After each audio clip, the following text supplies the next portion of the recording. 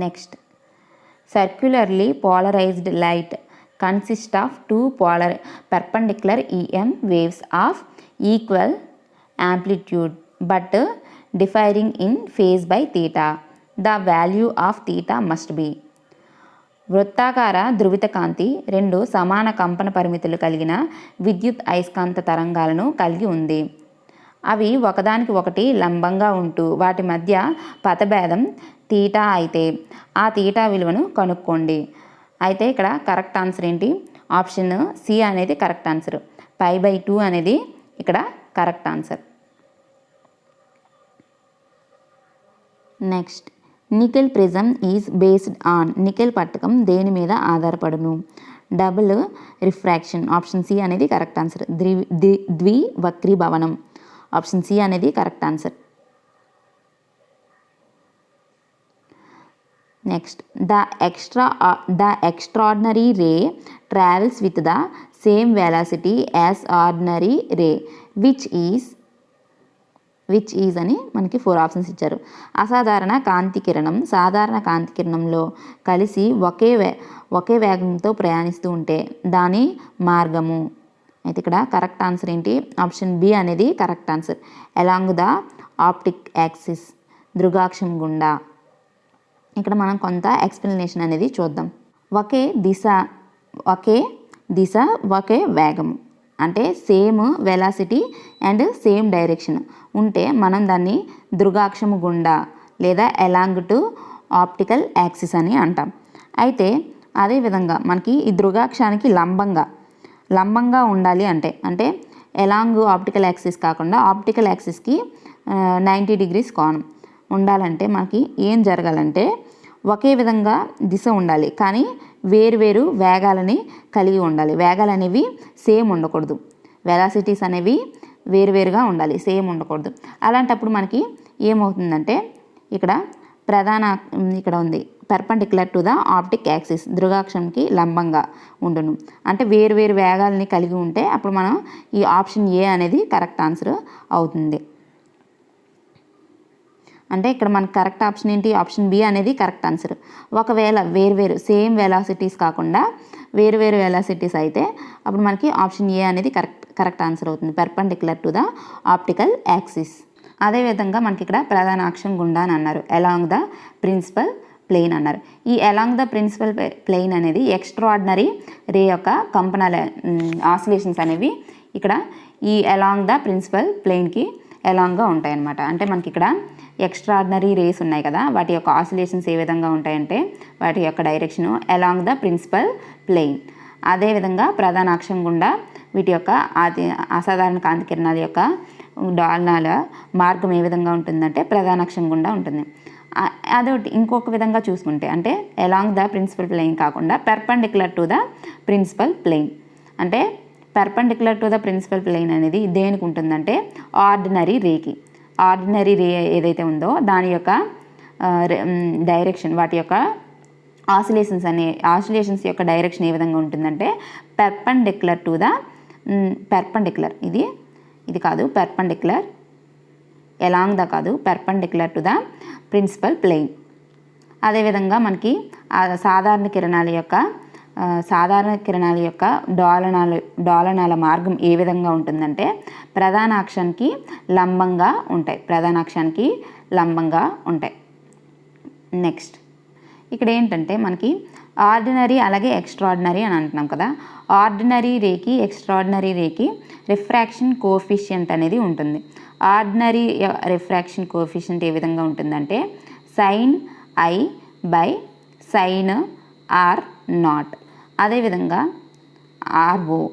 అదేవిధంగా μe అంటే refraction coefficient of extraordinary రే. దీనికి ఏ విధంగా ఉంటుందంటే sin i by sin RE అనేది ఉంటుంది. ఇక్కడ RE అనేది ఉంటుంది. అంటే రెండింటికి వేరియేషన్ ఏంటి? ఈ అనేది ఎక్స్ట్రాడినరీకి ఉంటుంది, అలాగే ఆర్డినరీ రేకి ఓ అనేది ఉంటుంది. రెండింటికి వేరియేషన్ అదేవిధంగా మనం ఈ రిఫ్రాక్షన్ కోఎఫిషియంట్ని బేస్ చేసుకొని కొన్ని కండిషన్స్ అనేవి ఉన్నాయి. అంటే ఇక్కడ ordinary coefficient is more than extraordinary coefficient, అలాగే ordinary velocity is less than extraordinary velocity. అంటే ఇక్కడ మోర్ దాన్, ఇక్కడ లెస్ దాన్. అంటే ఇక్కడ కోఎఫిషియంట్ అనేది ఆర్డినరీకి ఎక్కువగా ఉండాలి, వెలాసిటీ అనేది ఆర్డినరీకి తక్కువగా ఉండాలి. ఈ విధంగా ఉండేటప్పుడు, కండిషన్ ఈ విధంగా ఉండేటప్పుడు మనకి నెగిటివ్ క్రిస్టల్ అనేది ఏర్పడుతుంది అనమాట. నెగిటివ్ క్రిస్టల్ అనేది ఏర్పడుతుంది అంటే రుణ స్ఫటికం అనేది ఏర్పడుతుంది. ఈ రుణ స్ఫటికానికి ఎగ్జాంపుల్స్ ఏంటంటే రుబీ, అలాగే క్యాల్సైట్, యాపిటైట్, ఎమరాల్డ్, సఫైర్. ఈ విధంగా నెగిటివ్ క్రిస్టల్స్కి ఎగ్జాంపుల్స్. అదేవిధంగా పాజిటివ్ క్రిస్టల్ అనేది కూడా ఉంటుంది. అయితే పాజిటివ్ క్రిస్టల్స్కి ఏంటి కండిషన్ అంటే మ్యూఓ ఈజ్ లెస్ దాన్ మ్యూఈ, అలాగే విఓ ఈజ్ మోర్ దాన్ విఈ. ఈ విధంగా అంటే రివర్స్, ముందు చెప్పిన దానికి రివర్స్గా కండిషన్ ఉంటే మనకి పాజిటివ్ క్రిస్టల్ అనేది ఏర్పడుతుంది అనమాట. ఈ పాజిటివ్ క్రిస్టల్స్కి ఎగ్జాంపుల్ ఏంటంటే క్వార్జ్, అదేవిధంగా ఐస్, అదేవిధంగా క్వార్జ్ అనేవి ఈ పాజిటివ్ క్రిస్టల్స్కి examples. Next, what will be the state of polarisation of the emerging light when a beam of circularly polarized light is passed through a λ/4 plate. వృత్తాకార ధృవిత కాంతి λ/4 పలకలో పనిచేయనిచో బహిర్గత ధృవిత కాంతి యొక్క స్థితి. అయితే మనకి ఇక్కడ కరెక్ట్ ఆప్షన్ ఏంటంటే ఆప్షన్ సి అనేది కరెక్ట్ ఆన్సర్. సర్క్యులర్లీ పోలరైజ్డ్, అదేవిధంగా వృత్తాకార ధృవిత కాంతి. Next bit, the attenuation in an optical fibre is mainly due to అని అన్నారు. దృశా తంతువులో క్రమక్షీణత దేని వలన వస్తుంది? కరెక్ట్ ఆన్సర్ ఏంటంటే ఆప్షన్ డి అనేది correct answer. Both A and B. అంటే శోషణము అలాగే పరిక్షేపణము, అబ్జార్ప్షన్ అండ్ స్కాటరింగ్, ఈ రెండిటి వల్ల మనకి ఇక్కడ దృశా తంతువులో క్రమక్షీణత ఏర్పడుతుంది, అటెన్యూషన్ అనేది ఏర్పడుతుంది అన్నమాట. Next, A laser is coherent source because it contains. Laser అనేది సంబద్ధ జనకము ఎందుకంటే, ఆప్షన్ డి అనేది నేను కరెక్ట్ ఆన్సర్ అనుకుంటున్నాను. ఇది నాకు కొంచెం డౌట్, మీరు ఒకసారి చూడండి. ఆప్షన్ డి అనేది కరెక్ట్ ఆన్సర్ అని ఎందుకు అనుకుంటున్నానంటే మనకి ఖచ్చితమైన తరంగ దైర్ఘ్యం కలిగి నిరూపాక్ష తరంగము. ఇక్కడ నిరూపాక్ష కోఆర్డినేట్ అనేది నాకు కరెక్ట్గా తెలియదు, కానీ పర్టికులర్ వేవ్ లెంత్ అనేది మాత్రం ఉంటుంది. ఎందుకంటే మనం ఇక్కడ మోనోక్రోమాటిక్ వేవ్ అనేది యూజ్ చేస్తాం, అంటే ఖచ్చితమైన తరంగ దైర్ఘ్యం. ఈ మోనోక్రోమాటిక్ వేవ్ అనేది మనకి ల్యాండా వాల్యూ అనేది ఈక్వల్గా ఉంటుంది, ఒకే ల్యాండా వాల్యూ అని కలిగి ఉంటుంది. మొత్తం మనం ఇక్కడ సింగిల్ బీమ్ని యూజ్ చేస్తాం కదా. ఇక్కడ లేజర్ అంటే ఏంటి? లేజర్ యొక్క ఫుల్ ఫామ్ ఏంటి? Light amplification by stimulated emission of radiation. ఈ విధంగా ఈ బీమ్ అనేది మనకి ఏ విధంగా ఉంటుందంటే స్ట్రైట్గా ఉండి మనకి ఏదైనా లైట్, నార్మల్ లైట్స్ తీసుకుంటే ఈ విధంగా ఉంటుంది లైట్, ఈ విధంగా ఉంటుంది లైట్ యొక్క బీమ్. కామన్గా నార్మల్ లైట్స్ తీసుకుంటే, సాధారణంగా మనం ఏ లైట్స్ తీసుకున్నా అన్ని దిశల్లోని లైట్ అనేది ఇలా ఉత్పత్తి అవుతుంది, ఈ విధంగా ఉత్పత్తి అవుతుంది. అదే ఈ లేజర్ తీసుకుంటే లేజర్ బీమ్ అనేది ఏ విధంగా ఉంటుందంటే ఈ విధంగా ఉంటుంది. సింగిల్ లైన్లో ఎంత దూరమైనా కానీ ఇక్కడ సింగిల్ లైన్లో ఇదే విధంగా డైరెక్షన్ని చేంజ్ చేసుకోకుండా వెళ్తుందనమాట. సో అందుకని నేను దీన్ని ఆప్షన్ డి అనేది కరెక్ట్ ఆన్సర్ అని అనుకుంటున్నాను. మనకి ఇది మాత్రం కరెక్టే, పర్టికులర్ వేవ్ లెంత్, ఎందుకంటే ఇక్కడ మోనోక్రోమాటిక్ వేవ్ని యూజ్ చేస్తాము. ఈ మోనోక్రోమాటిక్ వేవ్లో వేవ్ లెంత్ అనేది ఈక్వల్గా ఉంటుంది, సింగిల్ వేవ్ లెంత్ అనేది కలిగి ఉంటుంది. సో నేను ఆప్షన్ డి అనేది కరెక్ట్ ఆన్సర్ అనుకుంటున్నాను, ఒకసారి మీరు చూడండి. Next, if N1 and N2 are the refractive indices of the materials of core and cladding of an optical fiber, then the loss of light due to its leakage can be minimized by having. దృశా తంతువు యొక్క core వక్రీభవన గుణకము N1 మరియు cladding వక్రీభవన గుణకము N2 అయితే కాంతి నష్టాన్ని తగ్గించాలంటే option B అనేది correct answer. N1 is more than N2 అనేది correct answer. ఈ విధంగా condition ఉంటే మనం ఈ నష్టాన్ని తగ్గించవచ్చు. A diffraction pattern is obtained using a beam of red light. What happens if the red light is replaced by the blue light? అయితే ఇక్కడ మనకి ఎరుపు రంగు కాంతిలో వివర్తన వ్యూహాన్ని ఏర్పరిచి వివర్తన పట్టికల వెడల్పు పరిశీలించారు. ఇప్పుడు ఒకవేళ ఎరుపు రంగుకు బదులుగా నీలం రంగు వాడితే అని ఇచ్చారు. ఆప్షన్ బి అనేది కరెక్ట్ ఆన్సర్.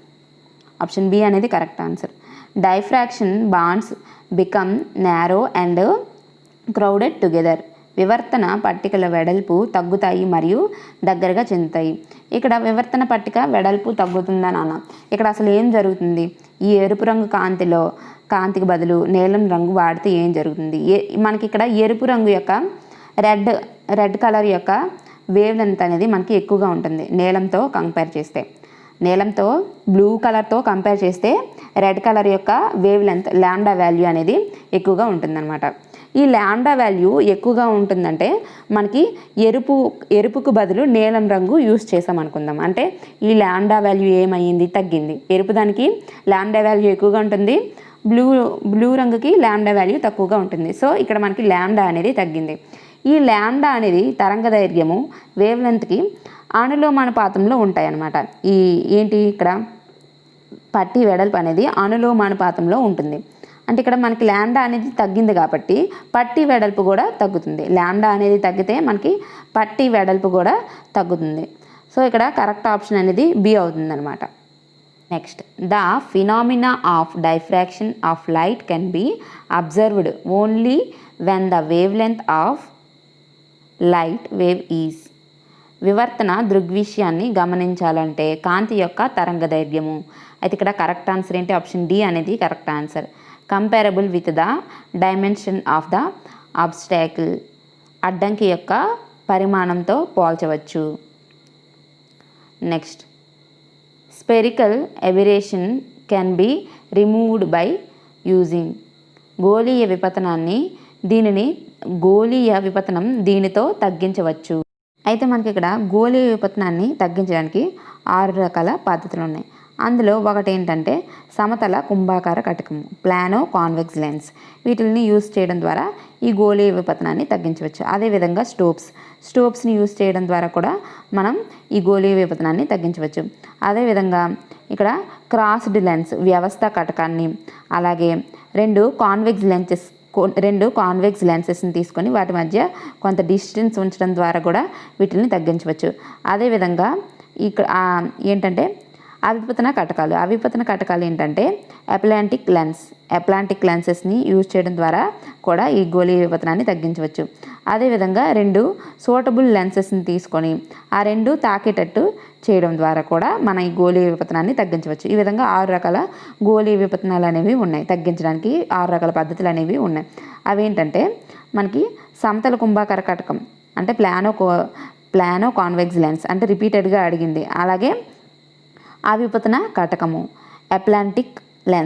అట్లాంటిక్ లెన్సెస్ని యూజ్ చేయడం ద్వారా కూడా ఈ గోళీయ విపతనాన్ని తగ్గించవచ్చు. ఈ 2 బాగా గుర్తుపెట్టుకోండి.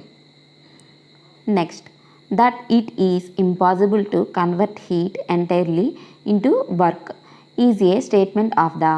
మొత్తం ఉష్ణాన్ని పనిగా మార్చుట అసాధ్యము అను తెలుపు ప్రవచనము. అయితే ఇక్కడ కరెక్ట్ ఆప్షన్ ఏంటి? ఆప్షన్ బి అనేది correct answer. Second law of thermodynamics, ఉష్ణగతిక శాస్త్ర 2వ నియమము. అయితే ఈ ఉష్ణగతిక శాస్త్రం 2వ నియమంలో కెల్విన్ ప్లాంక్ అనే నియమం ద్వారా మనకి ఈ స్టేట్మెంట్ అనేది ఇచ్చారు. అదేవిధంగా మనకి ఈ మొదటి నియమాన్ని చూద్దాం. అంటే 0th లా ఆఫ్ థర్మోడైనమిక్స్, ఉష్ణగతిక శాస్త్ర శూన్యాంక నియమం. ఇదేం తెలుపుతుందంటే మొదట తెలుగులో చూద్దాం. ఉష్ణగతిక శాస్త్ర శూన్యాంక నియమం ఏం తెలుపుతుందంటే ఇక్కడ 2 వ్యవస్థలని తీసుకుందాం. ఆ 2 వ్యవస్థలు ఒక 3వ వ్యవస్థతో ఉష్ణ సమతా స్థితిలో ఉన్నాయనుకుందాం.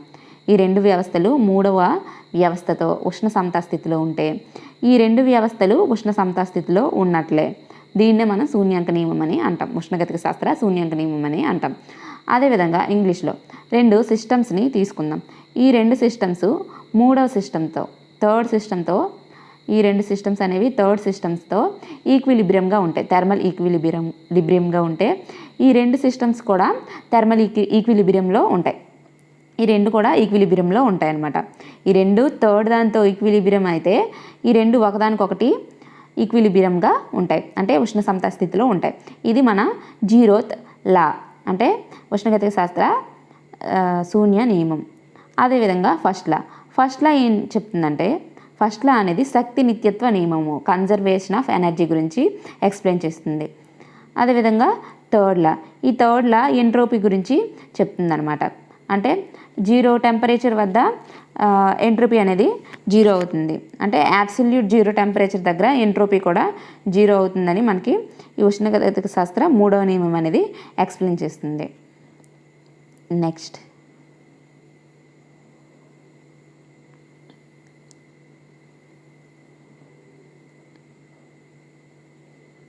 Entropy of system is irreversible process.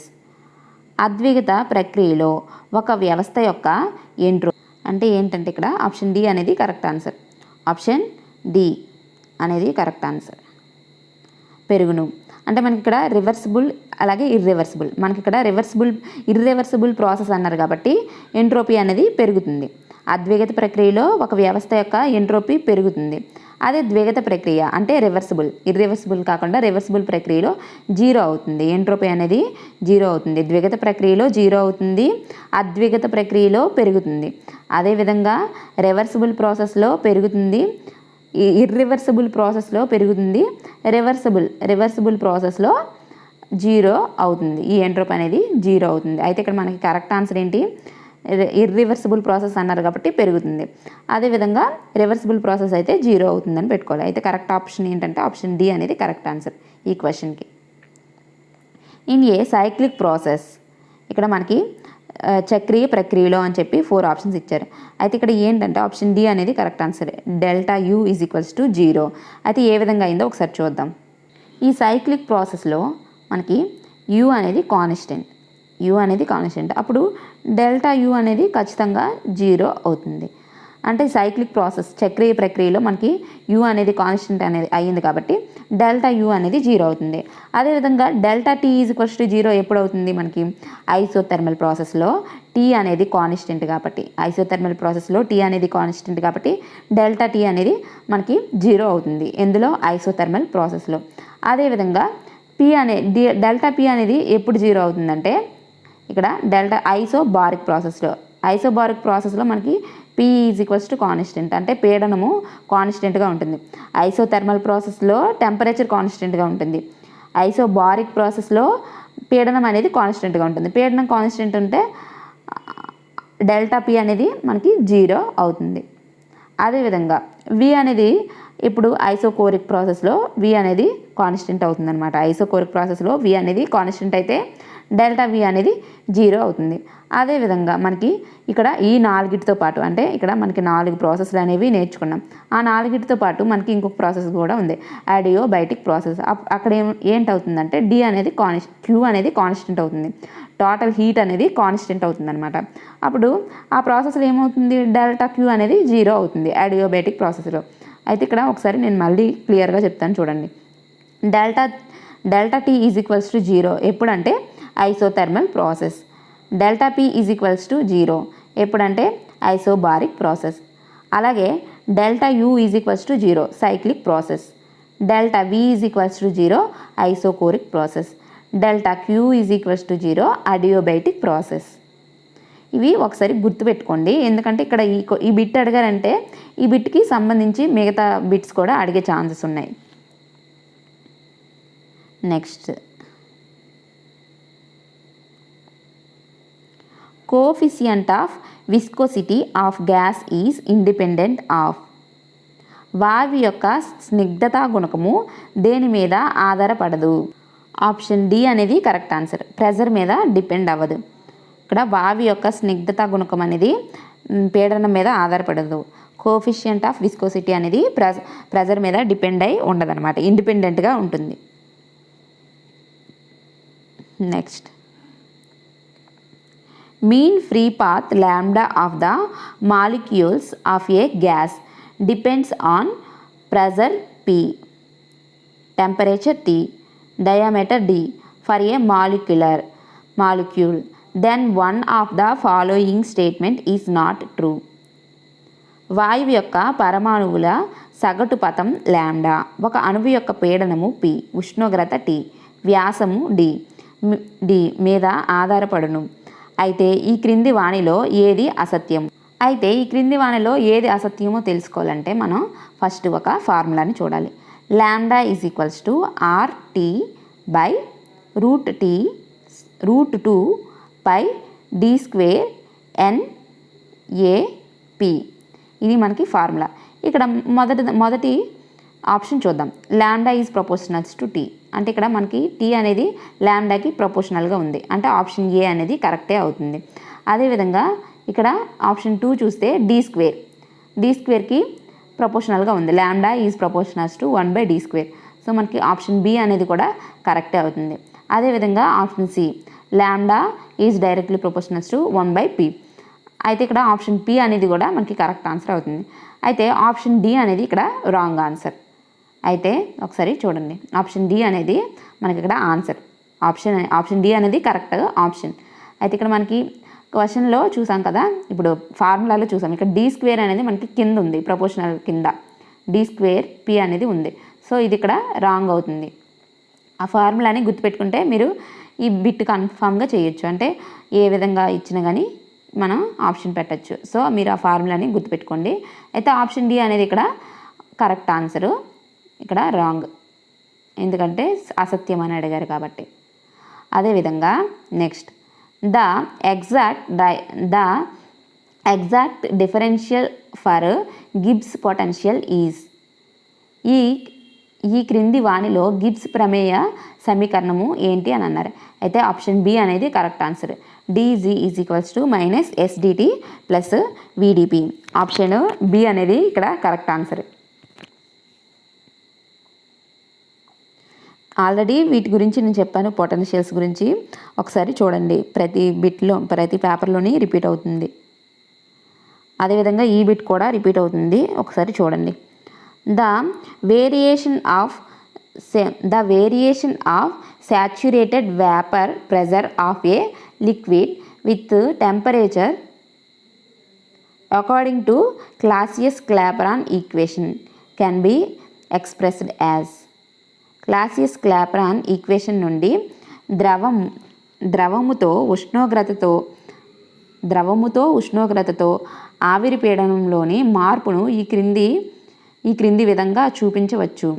అయితే మనకి ఇక్కడ కరెక్ట్ ఆన్సర్ ఏంటి? ఆప్షన్ సి అనేది కరెక్ట్ ఆన్సర్. ఆల్రెడీ ఈ ఈక్వేషన్ రిపీట్ అయింది ఈ bit. dP/dt is equals to L/T into V2 - V1.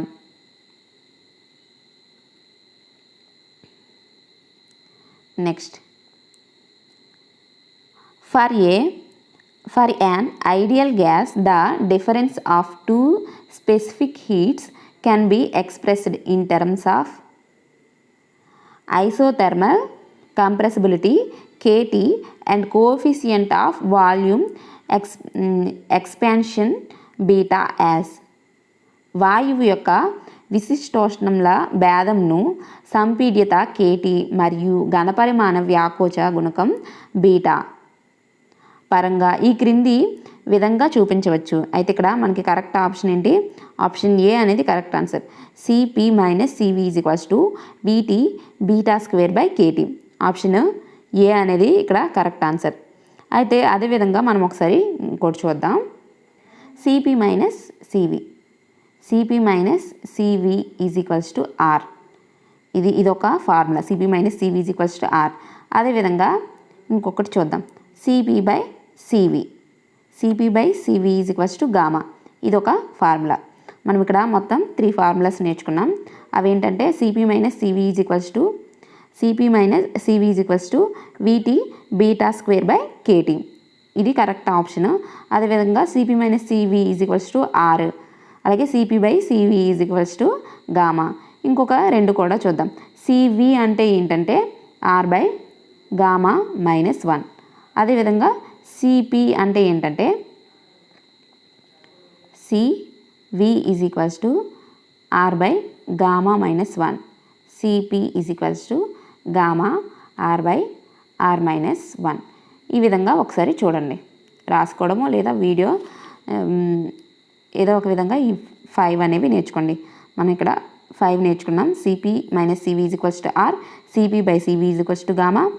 అదేవిధంగా CP minus CV is equals to BT beta square by KT. అదేవిధంగా ఈ 5 కూడా నేర్చుకోండి.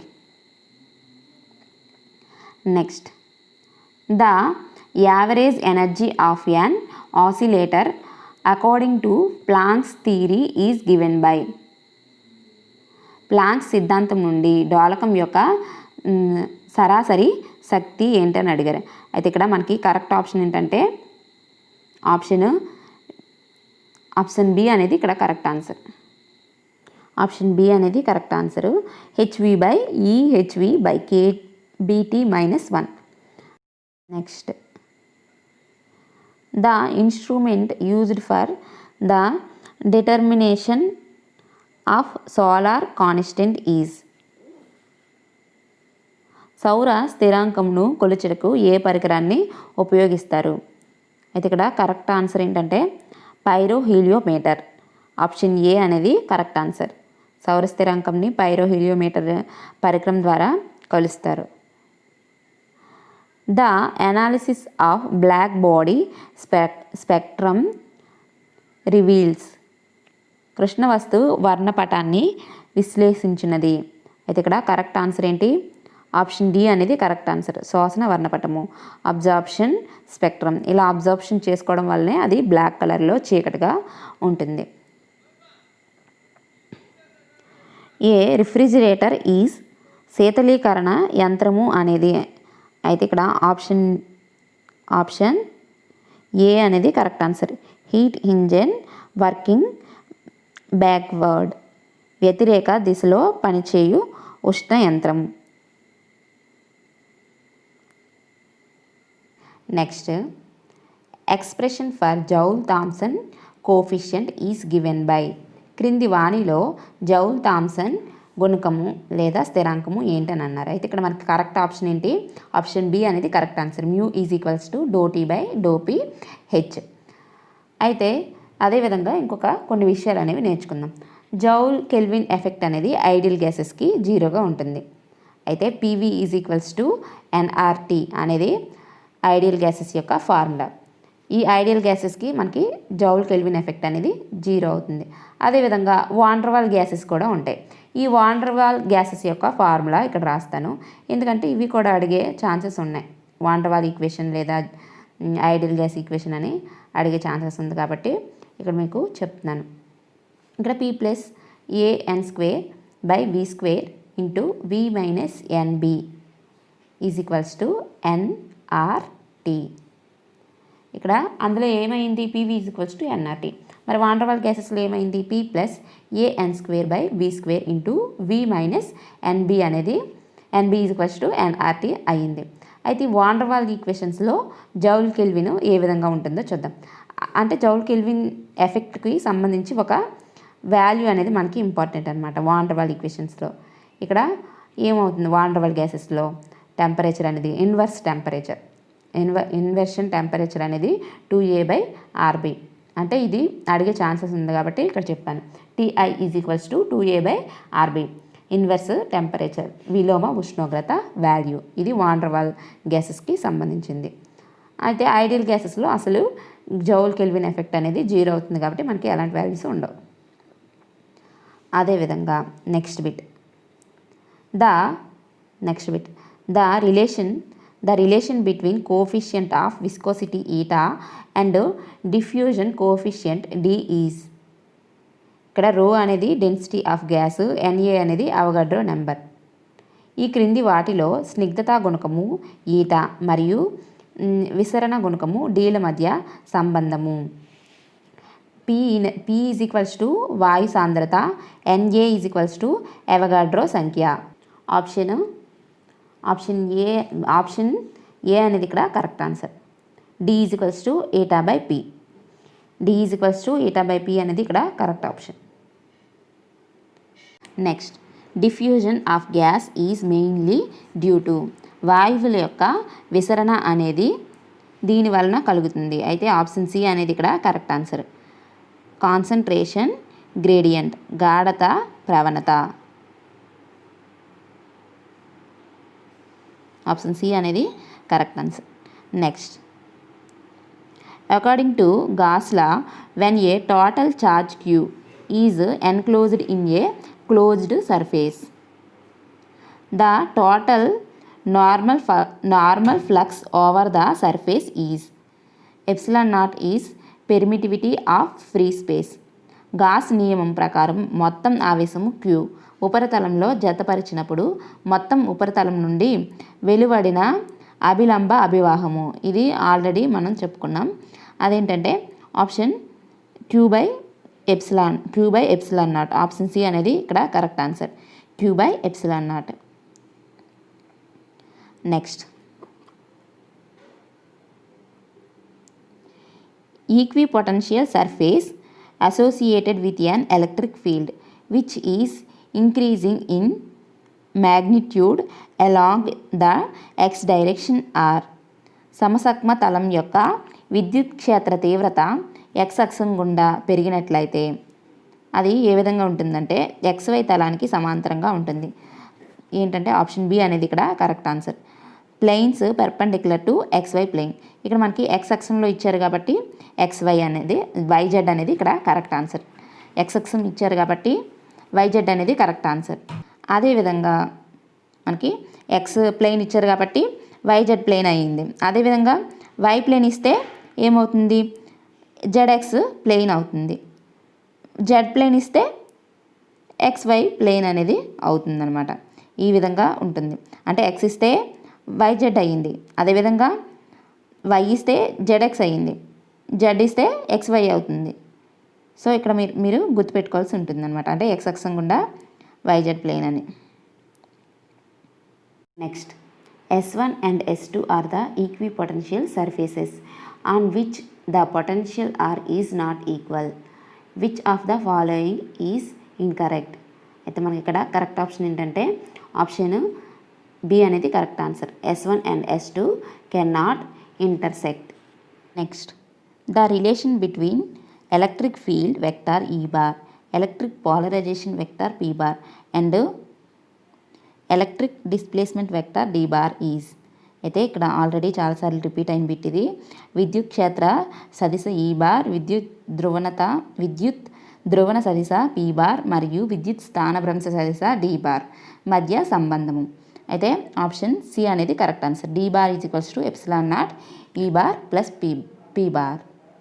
Next, if the dipole moment per unit volume is called polarization and is denoted by P bar and E bar be the external electric field, then the linear isotopic dielectric, the electric susceptibility అని చెప్పి మనకి ఇది ఇచ్చారు. The relation is ద్విధ్రువ భ్రామకం మరియు ఘనపరిమాణముల మధ్య నిష్పత్తి ధ్రువణం P bar అయితే బాహ్య విద్యుత్ క్షేత్రం E బార్ అయితే సమదైసిక రోధకాల కొరకు విద్యుత్ వశ్యత అని ఇచ్చారు. ససెప్టబిలిటీ మనకి ఆల్రెడీ ఇది రిపీట్ అయిన బిట్టే.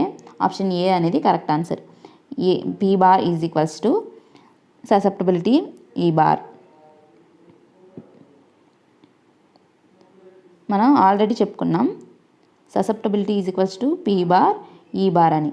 అయితే ఇక్కడ కొంచెం చేంజ్ చేసి ఇచ్చారు. 2 identical coaxial circular coils carry the same current I. దీనికి ఆన్సర్ నాకు తెలీదు, సో మీరు ఒకసారి చూసుకోండి బిట్.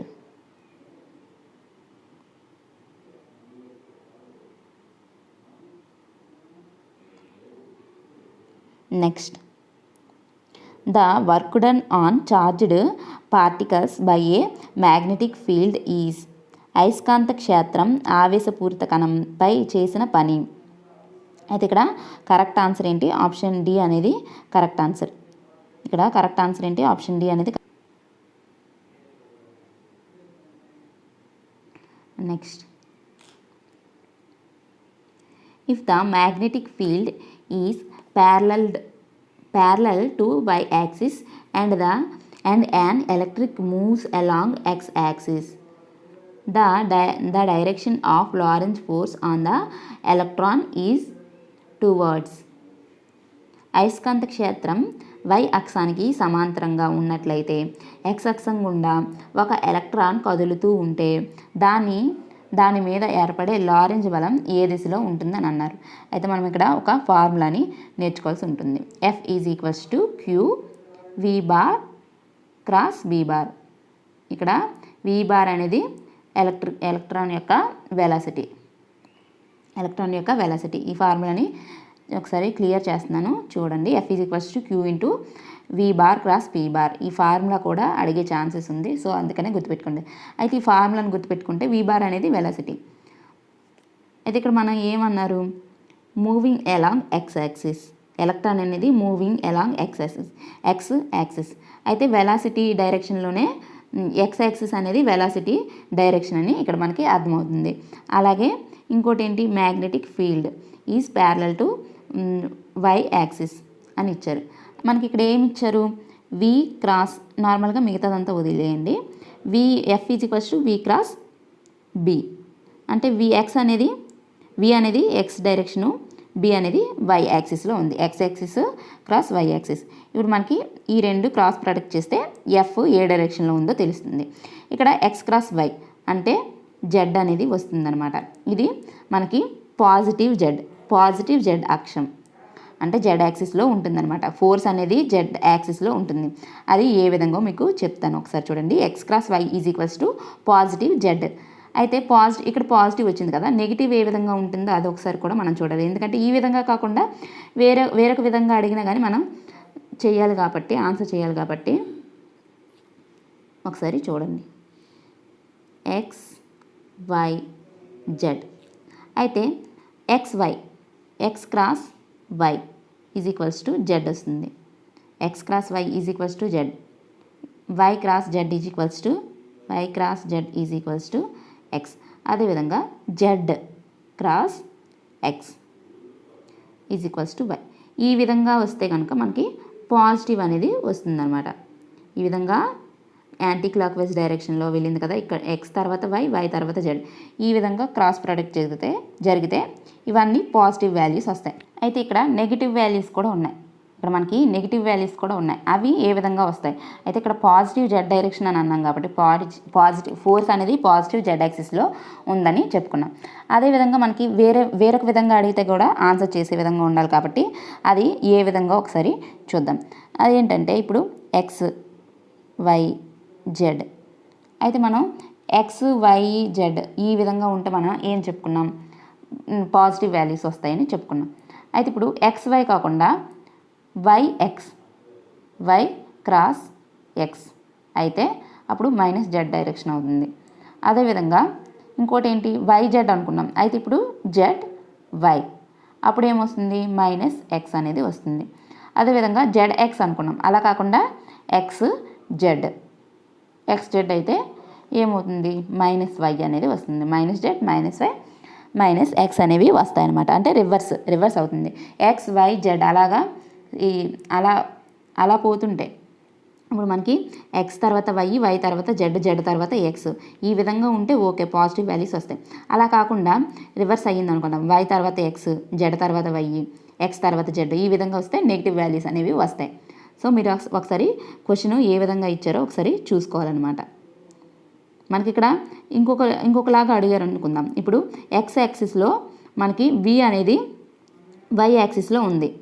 ఇప్పుడు ఇక్కడ ఏమిచ్చారు, మ్యాగ్నెటిక్ ఫీల్డ్ అనేది y యాక్సిస్లో ఉందన్నారు. అలా కాకుండా x యాక్సిస్లో ఇచ్చారు అనుకుందాం, x యాక్సిస్. అప్పుడు ఇది y యాక్సిస్లో ఇచ్చారు అనుకుందాం. ఏంటి, ఎలక్ట్రాన్ అనేది y యాక్సిస్లో మూవ్ అవుతుందని అనుకుందాం.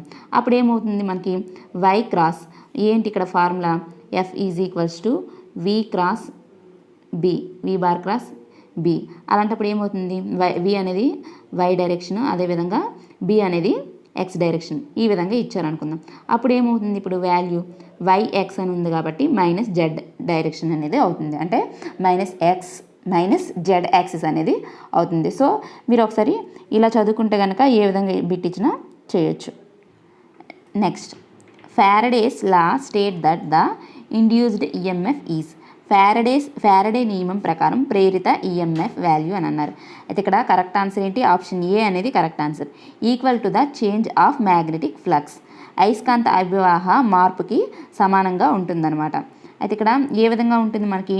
EMF is equals to d∅/dt. అంటే ఫైలో చేంజ్ని మనం ఇక్కడ ఈఎంఎఫ్ వాల్యూ అని అంటాం. Next, A solenoid has n turns. Its coefficient of self-induction L varies with n is. ఒక సాలినాయిడ్ n చుట్టను కలిగి ఉంది, అయితే స్వయం ప్రేరణ గుణకం L nతో ఎలా మారుతుంది? స్వయం ప్రేరణ గుణకం nతో ఎలా మారుతుంది? అయితే ఇక్కడ కరెక్ట్ ఆన్సర్ ఏంటి?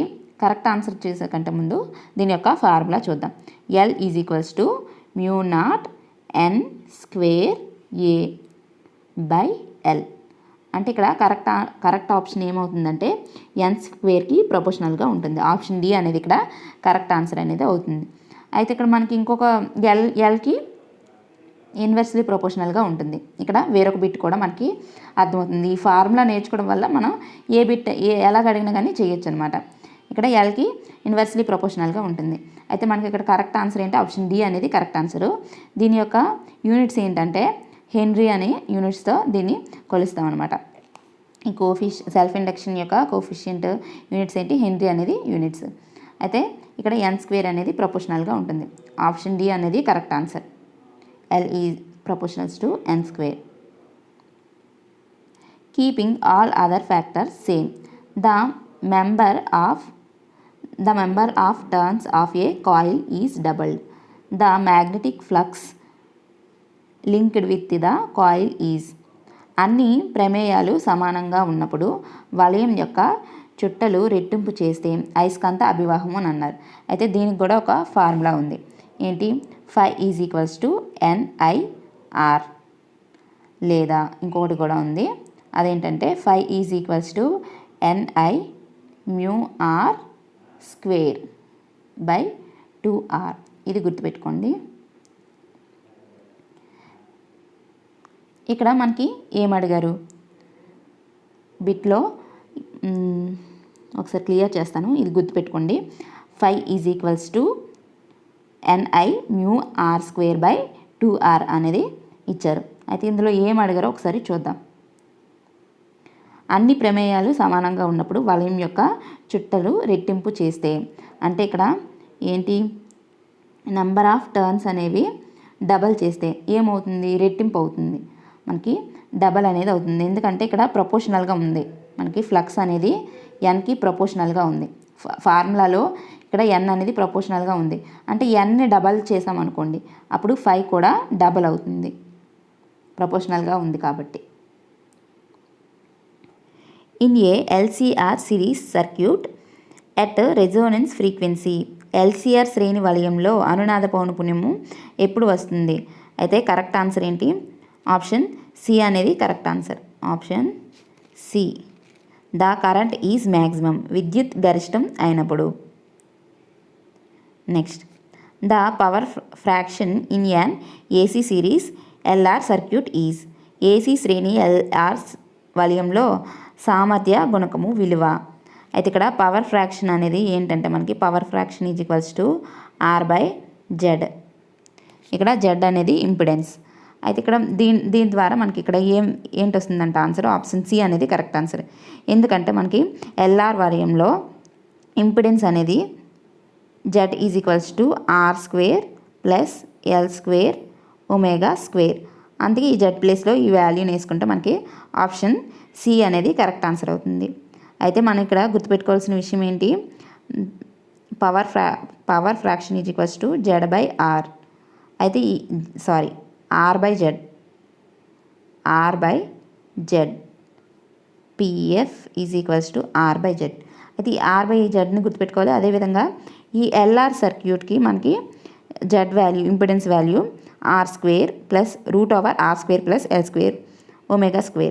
అదేవిధంగా ఇంకా మనం వేరొక అంటే CR LC అండ్ ఎల్సిఆర్ల గురించి కూడా ఒకసారి తెలుసుకుందాం. ఇక్కడ మీరు పిఎఫ్ =R/Z అని గుర్తుపెట్టుకోండి. అయితే నేను ఇక్కడ జెడ్ వాల్యూస్ ఇండివిజువల్గా ఏ విధంగా ఉంటాయో చూద్దాం. ఇంపిడెన్స్ వాల్యూ అంటే సిఆర్ యొక్క ఇంపిడెన్స్ వాల్యూ ఏ విధంగా ఉంటుందంటే జెడ్ √R² + 1/ω² C². అదేవిధంగా ఎల్సికి ఏ విధంగా ఉంటుందంటే Z value ωL - ωc, ωL - 1/ωc. ఇంకా క్లియర్ చేస్తున్నాను. ఎల్సిఆర్కి జెడ్ వాల్యూ ఏ విధంగా ఉంటుందో ఇది ఒకసారి ఒక దగ్గర పుష్ చేసి రాసుకోండి. వీడియోని పుష్ చేసి ఇది ఒక దగ్గర రాసుకోండి. అదేవిధంగా నెక్స్ట్ ఎల్సిఆర్ యొక్క జెడ్ వాల్యూ ఏ విధంగా ఉంటుందంటే అంటే ఏసీ శ్రేణిలో జెడ్ వాల్యూ ఏ విధంగా ఉంటుందంటే ఎల్సిఆర్కి √R² + ωL - 1/ωc². దీనికి హోల్ స్క్వేర్ అంటే ఈ వాల్యూకి స్క్వేర్ అవుతుంది. ఒకసారి క్లియర్గా రాస్తాను. ఎల్సిఆర్ సర్క్యూట్కి ఏ విధంగా ఉంటుందో Z value √R² + ωL - ωc². ఈ విధంగా జెడ్ వాల్యూస్ని గుర్తుపెట్టుకుంటే ఇక్కడ క్వశ్చన్లో ఏం అడిగినా కానీ రాయొచ్చు. Next 74. In LCR circuit, induction is changed from L to L/4 for the resonant frequency to remain uncharged. The capacitance should be charged from C2. అయితే ఎల్సిఆర్ వలయంలో ప్రేరకత్వం విలువ L నుండి L/4కు మారింది. అయితే అనునాద పౌనపున్యం స్థిరంగా ఉన్నప్పుడు కెపాసిటెన్స్ విలువ C నుండి అని ఇచ్చారు. అయితే ఇక్కడ ఆప్షన్ డి అనేది కరెక్ట్ ఆన్సరు 4C. అది ఏ విధంగా అయిందో ఒకసారి చూద్దాం.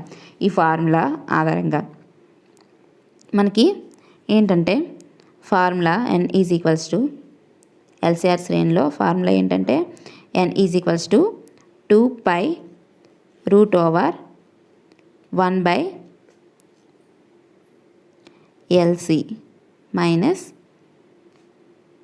R²/L²C.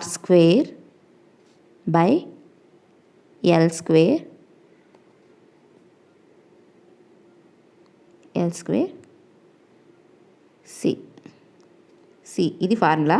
నేను ఇంకొక ఫార్ములా కూడా చెప్తాను, అది గుర్తుపెట్టుకోండి. ఇక్కడ మనకి యూజ్ అయ్యే ఫార్ములా N = అంటే ఇక్కడ R అనేది నెగ్లిజిబుల్ అయితే ఏ విధంగా ఉంటుందో ఒకసారి ఫార్ములా చూద్దాం. N = 1/2π√LC. ఈ విధంగా ఉంటుంది. ఈ విధంగా ఉంటే మనం ఇక్కడ Lని 1/4కి మార్చాం. ఇక్కడ L అనేది 1/4 అయ్యింది. ఇక్కడ L అనేది 1/4 అయితే C అనేది ఏమవ్వాలని అడిగారు. అంటే ఈ ఫ్రీక్వెన్సీ అనేది కాన్స్టెంట్గా ఉండాలి. అయితే ఇప్పుడు L/4 అయితే మనకి ఇది కాన్స్టెంట్గా ఉండాలంటే C వాల్యూ ఏమవ్వాలి, 4C అనేది అవ్వాలి. అప్పుడు 4కి క్యాన్సిల్ అవుతుంది. మనకి నార్మల్గా N = 1/2π√LC అని ఇచ్చారు. అయితే మనకి ఇక్కడ ఏంటి మారింది, L/4కి మారింది. L వాల్యూ L/4కి మారింది. అయితే ఈ N వాల్యూ కాన్స్టెంట్గా ఉండాలంటే C అనేది 4C అవ్వాలి. అప్పుడు 4కి క్యాన్సిల్ అయ్యి సేమ్ మనకి ఏ ఈక్వేషన్ ఉంటుందో ఆ ఈక్వేషన్ ఉండిపోతుంది. సో అయితే ఇక్కడ మనకి కరెక్ట్ ఆన్సర్ ఏ విధంగా అయ్యింది, ఆప్షన్ డి అనేది 4C అనేది అయ్యిందనమాట. Next for an electromagnetic wave the direction of E bar cross B bar gives the direction of అని ఇచ్చారు. విద్యుత్ అయస్కాంత తరంగంలో E bar cross B bar అనేది ఏ దిశను తెలుపును. అయితే ఇక్కడ కరెక్ట్ ఆన్సర్ ఏంటి, ఆప్షన్ సి అనేది కరెక్ట్ ఆన్సర్. తరంగ ప్రసరణ వేవ్ ప్రాపగేషన్ని తెలుపుతుందన్నమాట ఈ E bar cross B bar అనేది.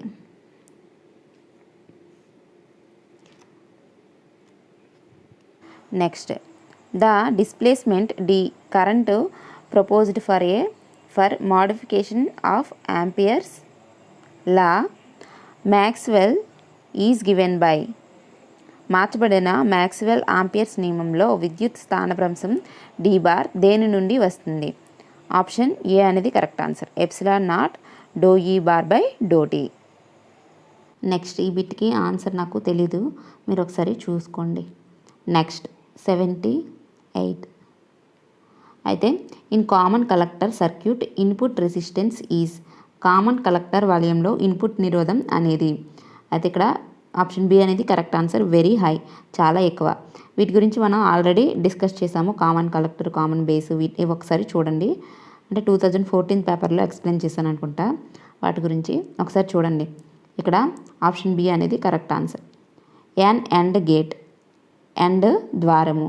అయితే ఇక్కడ ఎండ్ ద్వారంకి సంబంధించి కరెక్ట్ లైన్ ఏంటంటే ఆప్షన్ సి అనేది కరెక్ట్ ఆన్సర్. శ్రేణి స్విచ్చింగ్ వలయానికి సమానము. In equivalent to series switching circuit.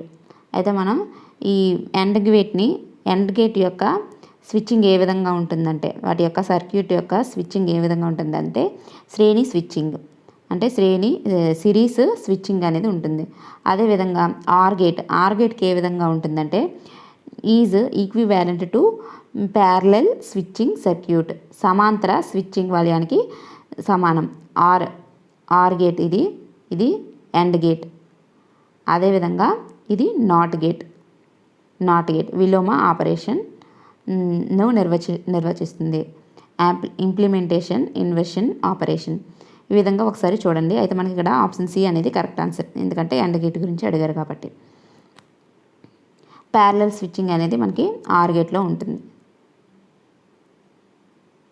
Next, the output of following gate is 0 only if at least one of the input is 1.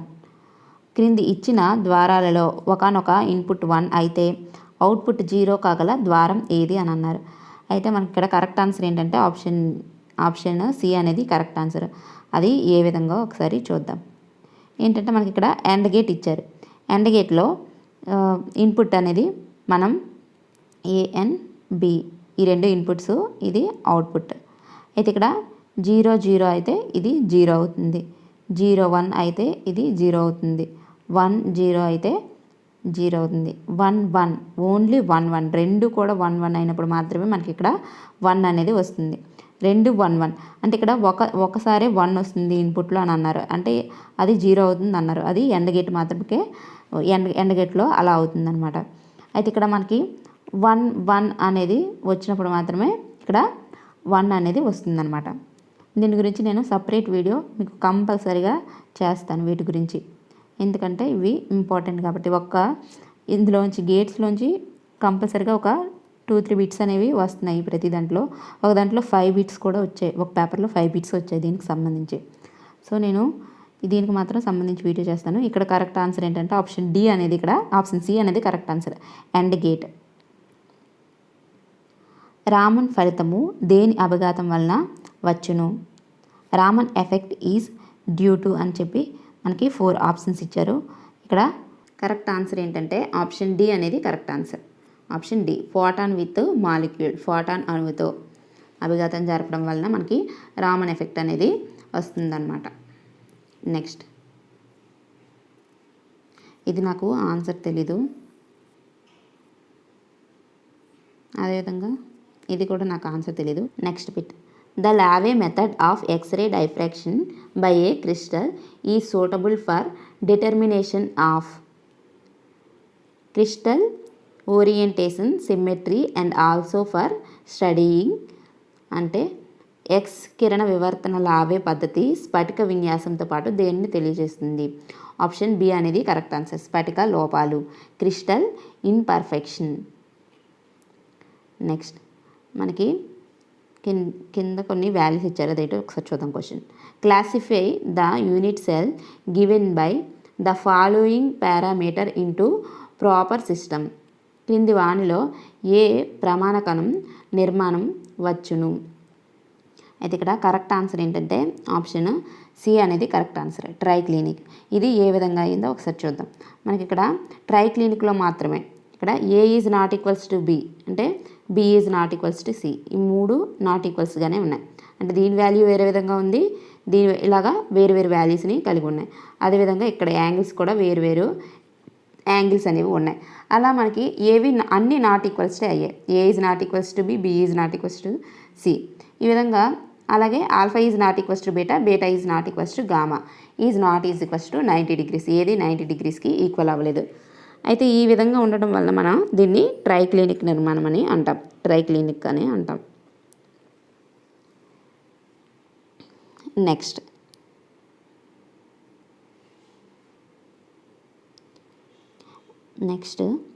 According to BCS theory the zero resistance of super conductor arise due to BCS సిద్ధాంతం ప్రకారం అతివాహకంలో శూన్య నిరోధం దేని వలన వచ్చును? అయితే correct answer ఏంటి? Option D అనేది correct answer.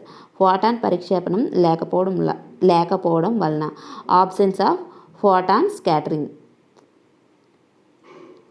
Next below transition temperature TC a superconductor exhibit. ఇక్కడ కరెక్ట్ ఆన్సర్ ఏంటి? ఆప్షన్ ఇక్కడ జీరో శూన్య అవరోధం మరియు డయా అయస్కాంతం వలె zero resistance and diamagnetic property. Option C అనేది కరెక్ట్ ఆన్సర్. ఆప్షన్ సి అనేది correct answer. Next eigenvalue of Hermitian operator are. అయితే ఇక్కడ eigenvalue of Hermitian operator ఏంటంటే కరెక్ట్ ఆన్సర్ ఏంటంటే ఇక్కడ ఆప్షన్ బి అనేది కరెక్ట్ ఆన్సర్. Option B. ఎందుకంటే Hermitian operator యొక్క ఐగెన్ వాల్యూస్ ఏ విధంగా ఉంటాయంటే రియల్ వాల్యూస్ని కలిగి ఉంటాయి హెర్మిషన్ ఆపరేటర్లో. అదే స్క్యూ హెర్మిషన్ ఆపరేటర్లో అయితే అవి జీరో అండ్ ఇమేజినరీ వాల్యూస్ని కలిగి ఉంటుందన్నమాట. ఏంటి? స్క్యూ హెర్మిషన్ అయితే రియల్ వాల్యూస్, స్క్యూ హెర్మిషన్ అయితే జీరో అండ్ ఇమేజినరీ ఐగెన్ వాల్యూస్ని కలిగి ఉంటాయి. ఇక్కడ హెర్మిషన్ ఆపరేటర్లో ఐగెన్ వాల్యూస్ రియల్గా ఉంటాయి. అంటే రియల్ వాల్యూస్ ఐగెన్ వాల్యూస్ ఏ విధంగా ఉంటాయంటే 1 2 3 4 ఆ విధంగా ఉంటాయి. అదే స్క్యూ హెర్మిషన్ ఆపరేటర్స్ తీసుకుంటే ఐగెన్ వాల్యూస్ ఏ విధంగా ఉంటాయంటే ఇక్కడ 0,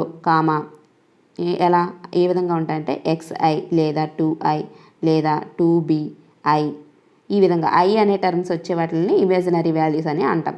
అదేవిధంగా 0 కూడా ఉంటుందన్నమాట. ఆ ఐగెన్ వాల్యూస్ ఏ విధంగా ఉంటాయంటే 0 2i ఆ విధంగా వస్తాయి అన్నమాట. నెక్స్ట్ 90. ఇది కూడా నాకు తెలీదు, ఒకసారి మీరే చూసుకోండి. Next two commuting observable have. 2 commuting పరిశీలనలు అనేవి ఏ విధంగా ఉంటాయని అన్నారు. అయితే ఇక్కడ కరెక్ట్ ఆన్సర్ ఏంటంటే ఆప్షన్ సి అనేది correct answer. Same set of ఐగెన్ ఫంక్షన్స్ని కలిగి ఉంటాయి.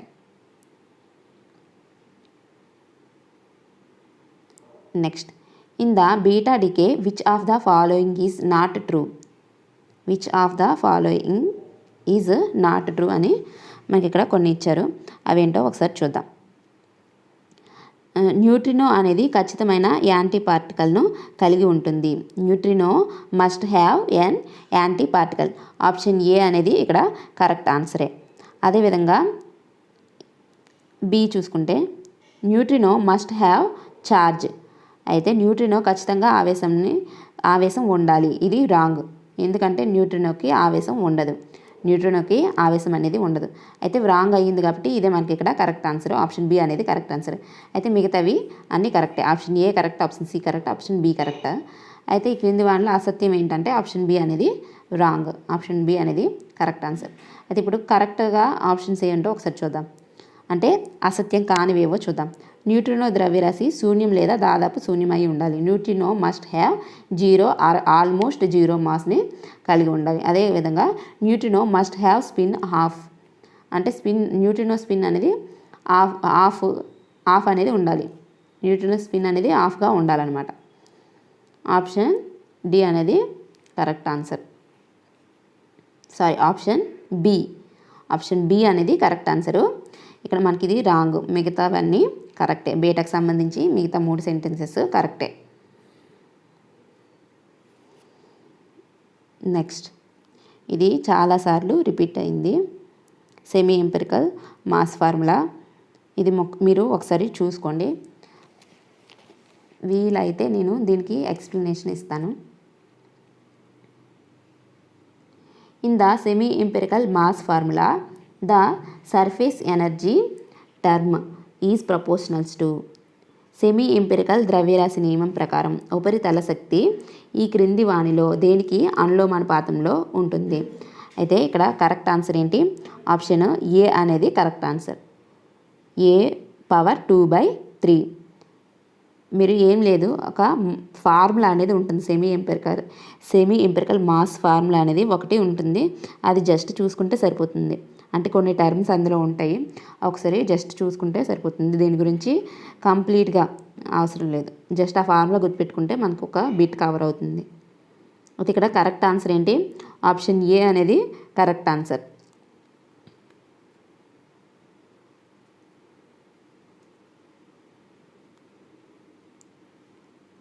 One an average the binding energy per nucleon in the atomic nucleus is about. కేంద్రకంలో ఒక్కొక్క న్యూక్లియాన్కి గల బంధన శక్తి విలువ అని అన్నారు. అయితే ఇక్కడ కరెక్ట్ ఆన్సర్ ఏంటంటే, ఇక్కడ కరెక్ట్ ఆన్సర్ ఏంటంటే 8.75 MeV. ఇది మనకి బంధన శక్తి వాల్యూ, బైండింగ్ ఎనర్జీ పెర్ న్యూక్లియాన్ అనేది ఎంత ఉంటుందంటే 8.75. అయితే దీనికి దగ్గరగా ఉండే వాల్యూ ఏంటి? ఆప్షన్ సి అనేది మనకి దగ్గరగా ఉంది, 8 MeV. సో కరెక్ట్ ఆన్సర్ ఏంటి? ఆప్షన్ సి అనేది కరెక్ట్ ఆన్సర్ అవుతుంది. Next, the radius of the nucleus is proportionals to. అయితే ఇక్కడ కరెక్ట్ ఆన్సర్ ఏంటి? ఆప్షన్ సి అనేది కరెక్ట్ ఆన్సర్. ద్రవ్యరాశి సంఖ్య ఘనానికి అనులోమానుపాతంలో ఉంటుంది. ఘనానికి కాదు, ఘన మూలానికి. అంటే ఏ విధంగా ఉంటుందంటే, మనం ఆల్రెడీ వీటి గురించి చెప్పుకున్నాం. R is equals to R0 A power 1/3. A power 1/3 ఈ విధంగా ఉంటుంది. అయితే దీనికి ప్రపోర్షనల్గా ఉంటుంది. అంటే మనకి ఇక్కడ కరెక్ట్ ఆన్సర్ ఏంటి? ఆప్షన్ సి అనేది correct answer. Cube root of the mass number of the nucleus. అలాగే ద్రవ్యరాశి సంఖ్య ఘన మూలానికి అనులోమానుపాతంలో ఉంటుందన్నమాట.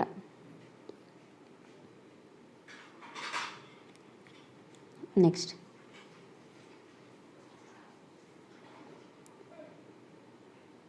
The magnetic moment of neutron is. అయితే న్యూట్రాన్ యొక్క అయస్కాంత భ్రామకము విలువ ఏంటని అడిగారు. ది కరెక్ట్ ఆన్సర్ ఏంటి? ఆప్షన్ డి అనేది correct answer. The magnetic moment of neutron is 0. Neutron యొక్క అయస్కాంత భ్రామకం విలువ 0.